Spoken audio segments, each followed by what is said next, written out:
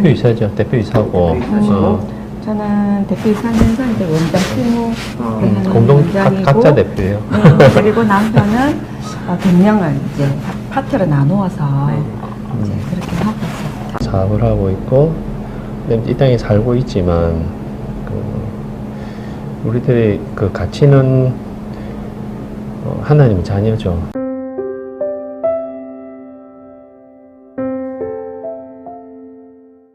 사실 저희가 이제 미용을 한 세월을 꽤 됐는데 중간에 한 미용을 한번 접었었어요. 마음으로. 몇 개 작은 샵들을 운영하다가 미용으로 하나님 뜻대로 사는 방법을 잘 모르겠더라고요. 왜냐하면 미용이라는 그 당시 생각하기로는 미용이라는 직업 자체가 사람에게 더 욕구를 불러일으켜야 되고 뭐 커트 한번 하러 온 손님한테 펌도 시키고 이런 그런 테크닉을 직원들한테 가르치고 그렇죠. 그리고 이제 그 가운데 할 수 있는 것이라고 이제 직원들의 복지를 좀 좋게 해주고 시간을 줄여주고 급여를 좀 좋게 해주고 그런 정도였는데 이것을 하나님 기뻐하실까라는 생각을 많이 했었어요. 그래서 그 길을 찾지를 못했었어요. 그래서 물어봐도 답이 없고 여러 가지 이유들이 있었는데 이제 운영하고 있던 미용실들을 다 직원들한테 넘겨주고 잠시 쉬었죠. 쉬면서 그러면 무엇을 해야 될까요? 라고 생각을 했었습니다. 그리고 하나님이 이 길을 가르쳐 주시지 않으면 우리가 나아갈 수 없다고 생각을 했었죠. 그래서 아무 일도 안 하고 그때 몇 개월 정도 한 십몇 년 만에 쉬었던 것 같아요. 한 번도 못 쉬다가 6개월? 6개월 정도 쉬면서 이제 같이 말씀 보고 이러면서 지냈습니다. 일반적인 미용실은 먹고 살기 위해서 일을 하죠.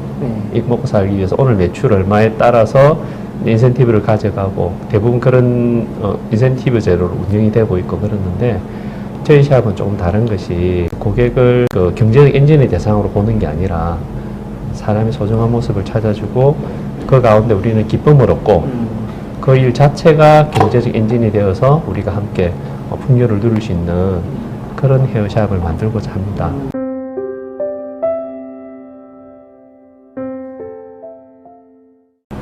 주 5일제가 시작은 코로나 영향이 있었어요. 네, 그전에는 저희가 이제 주일 또 예배를 또 드리고 싶고 또 믿는 친구들이 편안하게 배려하면서 다 같이 이제 주일날은 문을 닫자. 그렇게 해서 시작을 했고요. 그거는 이제 거의 뭐 한 6년째 그렇게 오는데. 그 미용인들의 처우가 많이 열악하거든요. 말 그대로 이제 인센티브제면 각박하죠. 오늘 고객하면 뭐 불꽃 튀는 전쟁이 일어나고 모든 직원들을 정직원제로 전환을 했었어요. 저희는 다 4대 보험을 넣는 급여제거든요. 이게 그렇게 전환을 하면서 그때 약속을 했었어요. 그러니까 앞으로 이 방향으로 좀 갈 것이다. 인센티브제를 하는 이유는 일하는 동기를 부여하기 위해서거든요. 돈 안 주면 안 되니까. 그러니까 일을 시키려면 돈이 따라가야 되기 때문에 그러니까 경영자가 사실은 가장 편한 방법이죠. 인센티브제가. 근데 이제 그것을 포기하는 건 쉽지는 않았습니다. 그렇지만 그 미용사들에게 고객을 돈으로 대하지 맙시다 이 말을 할 수 없잖아요. 그래서 이건 아닌 것 같다라고 생각을 하고 그 직원들의 핵심 가치에 대해서 미용의 가치에 대해서 생각하게 만들려면 일단 배고픈 것을 채워주면서 맞아요. 가치를 집중할 수 있도록 도와줘야 되는데 우리는 그렇게 하지 않으면서 직원들한테 그것을 요구하는 것은 참 힘든 부분이지 않습니까? 그래서 정직원제로 전환하면서 이 방향으로 갈 거라고 공포를 했죠. 이렇게 하다가 이제 일요일 문을 닫고 코로나 팬데믹이 왔죠. 그때 이제 굉장히 심해질 때 저희가 한 일주일 한 며칠을 문을 닫아봤어요. 근데 이제 저희가 멤버십 살롱이 되다 보니까 그 다 고객님들이 멤버십 회원들이시거든요. 그러니까 이게 조절이 가능한 거예요. 그래서 그 코로나가 도움을 많이 줬죠 저희한테. 그러니까 지금 이제 많은 회사들은 어떻게 하냐면 전에 재택근무가 아닌 출근 근무에서 코로나 때문에 재택근무가 되었다가 이제 좋아지니 다시 재택근무로 돌아가려고 하는데 그것은 맞지 않다고 생각합니다. 왜냐하면 변화에 따라가야 되는데 그래서 저희는 이 기회를 통해서 이것의 가능성을 받고 그러면 이것을 우리가 할 수 있겠네 좀 힘들지만 해보자. 5일째를 붙여버리자. 이렇게 갔죠. 그러니까 변화를 기회로 삼은 거죠. 어떻게 보면.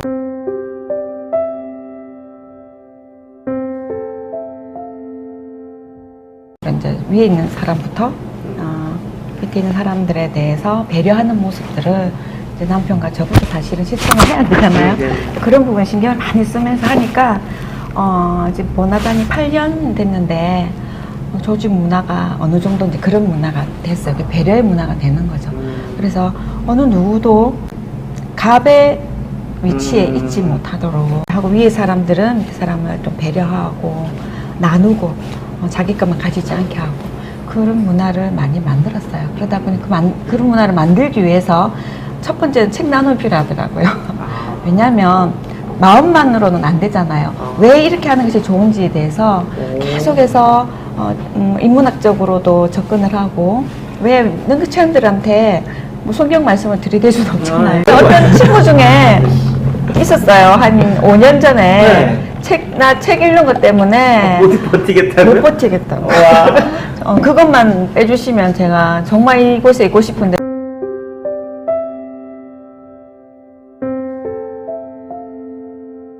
모든 사람은 하나님의 형상을 닮은 따라심을 받은 소중한 가치라는 그 인식 속에서 사람을 대하는 거죠.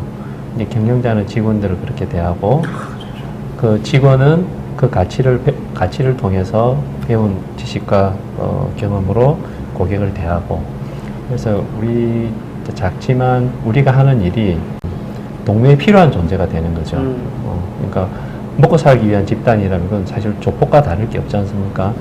그러니까 우리의 존재의 목적이 내부에 있는 것이 아니라 외부로 향하게 될 때 우리의 존재 필요성이 있고 세상에 필요하지 않는 조직은 하나님도 기뻐하시지 않으실 거고 그래서 궁극적으로는 하나님 기뻐하시는 사업을 하는 것이고 경제적으로도 많은 투자가 필요하고 경제적인 그렇죠. 저희가 많은 건 내려놓죠. 뭐 예를 들면 식사 준비하는 것도 다르죠. 그보다도 이제 많이 하는 분이 이제 이분이죠. 저는 실전에서 고객을 맞이해야 되니까. 진짜요? 네. 뒷손님이 하세요? 네, 이분이 제가 거의 다 하죠. 잘은 하지는 못해요. 근데 잘하지는 못해요. 식단이 다양하고 식당 같이 하시던데. 네. 이 어떤 거 뭐 대표 메뉴가 어떻게 되십니까, 우리? 대표 면허도 없고요. 그 직원들이 좋아해요.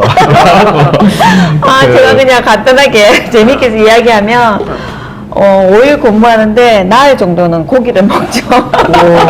왜냐면 고기 요리가 제일 간편하니까. 직원들 너무 좋죠. 근데 직원들 좋아해요. 정말 고기 좋아하는지 이제 정말 알겠더라고요.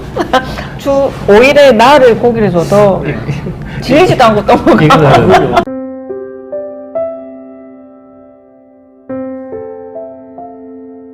있지 않는 가운데 있을 때 같이 이제 오픈 멤버로 와갖고 부부로 이제 오픈 멤버를 시켰거든요. 신혼부부였어요. 그렇게 해서 있다가 복음을 전하고 초창기 저희가 한 2년 동안은 우리 이 번화단이 어떻게 이제 우리가 해나가지 잘 몰라서 복음적으로 접근을 많이 했거든요.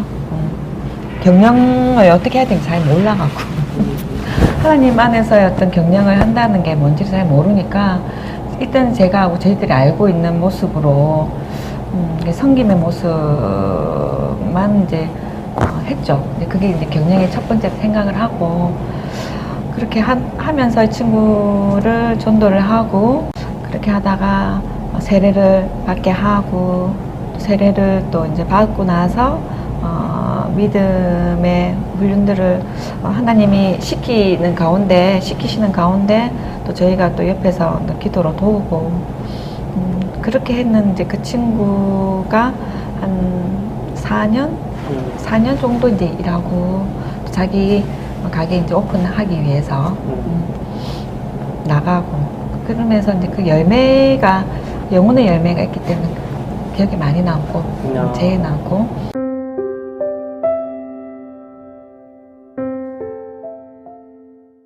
많이 힘들었죠. 제가 먼저 미용을 시작했어요. 결혼을 하고 이제 전공도 다 다른데 여러 가지 뭐 손재주도 제가 좀 있고 또 이 미용에 대한 관심도 있고 그렇게 해서 시작을 했는데, 근데 제가 그 입사를 할 때 전제 조건을 항상 내세웠죠. 저는 무엇보다 그것이 우선입니다. 네, 그래서 그걸 양해해 주시면 정말 최선을 다해 열심히 하겠습니다. 네, 그래서 예배 시간은 배려를 해 주셔갖고 예배 드릴 수 있도록 네, 네 그렇게 했었죠. 왜냐면 그거 첫 번째 조건으로 해서 제가 들어갔으니까. 모든 일을 좋게 하든 하자. 그게 쉽지는 않았지만, 그리고 또 그렇게 안 되는 부분도 많았지만, 안 되는 부분도 많았지만 돌이켜서 다시 마음을 고치고, 그것이 중요하잖아요. 네, 제 기질로 뭐 이렇게 했다가 다시 뭐 기도하고 말씀에서 돌아보면, 아, 이런 부분들은 또 내가 다시 고쳐 나가야 그래서 나중에 그 미용실을 맡게 됐잖아요. 아, 그래요? 예, 제 그러니까 스토리가 그만큼 그랬어요. 열심히 해서 이제 원장이 인정을 인정을 받고. 네. 그렇게 되는 거예요. 그래서 이제 그 함께 하던 원장님이 이제 디자이너가 됐을 때 함께 하던 원장님이 몸이 좀 안 좋으셔서 1년간 쉬시면서 한번 이거를 한번 1년 동안 맡아보지 않겠느냐. 처음에는 많이 두려웠어요, 저도. 자신도 없고, 제가 또 어느 정도 역량인지도 모르고, 정말 좋은 기회죠. 좋은 기회인데 두려움도 있었고, 처음이니까. 그랬는데, 이제 그 동료 직원이, 너무 잘할 거라고 오히려 저한테 용기를 주는 거예요. 그 용기에 이제 힘입어서, 그럼 해보자. 그랬는데, 너무 잘한 것 같아요. 쉽진 않았었겠죠. 계속 열심히 했던 것 같아요. 생활의 달인 같은 거 보면 기능을 익히는 것은 얼마나 많이 노력하느냐의 문제이거든요. 그런 생각과 관계가 없는 것이죠.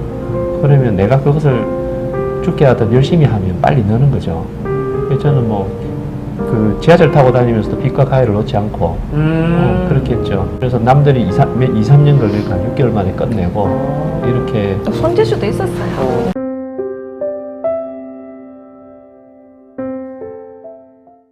아이한테 나의 신앙을 아이한테 고집을 하는 거죠. 네, 정말 그러면 안 되는데. 왜냐하면 자녀를 그 당시로는 최선을 다해서 키우고 싶은데 내가 하는 것이 그게 한계니까. 네. 지금은 그 자녀랑 다 화해하고 같이 예배드리고 또 제가 그래서 자녀가 고등학교 1학년 한 3년 정도, 2, 3년 정도 매일 같이 큐티를 했거든요. 그 고등학교 때 집에 오면 11시쯤 되면 제가 기다렸다가 한 새벽 한 12시까지 하니까 나눠줄 게 그거밖에 없는 거예요. 그러니까 제가 얘를 치료할 수도 없고 근데 얘도 정말 하나님을 만나게 해야 된다라는 생각이 들어졌고 그래서 지금은 많이 화해하고 그렇지만 그 경험의 상처들은 있는 거죠. 엄마 아빠가 정말 하나님 제대로 만난 것처럼 딸아이가 그렇게 만나기를 그게 기도 제목이지. 큰 기도 제목이죠. 그게 둘째 아이, 그러니까 9년 토요일로도 둘째 아이를 고등학교 1학년 들어갔어요. 이 아이가 약간 경계선 장애가 있어요. 네, 그래서 공감, 사회적 어떤 그 작용이 상호작용이 좀 부족한 아이로 태어났는데 처음에는 하나님 저한테 왜 이렇습니까? 이제 이래 되는 거죠. 정말 하나님 제대로 믿고 싶어서 가정을 꾸렸고 그렇게 살고자 노력을 했는데 정말 감당하기 어렵고 버거운 아이를 하나님 주셨다고 그렇게 생각했는데 지금은 선물이라는 거를 이제 알게 되기까지 하나님이 마음을 또 알게 하시고 하나님 마음을 알게 해주시고 그래도 이제 힘든데 제가 성숙되어 가는 것 같아요. 아이를 통해서 존재 자체만으로 인정하게 되는 거. 하나님이 나라는 존재를 두시고 기뻐하신 것처럼 이 아이가 그렇지만 그 상태는 완전하진 않잖아요. 근데 이 아이가 성장해 가는 그 모습을 통해서 하나님 기뻐하시는 것처럼 우리 아이를 통해서 완전하지 않지만 성장해 가는 모습을 통해서 하나님이 기뻐하신다는 걸 제가 이제 깨닫는 시간들이 이제 뭐 한 10년 넘게 걸린 것 같아요.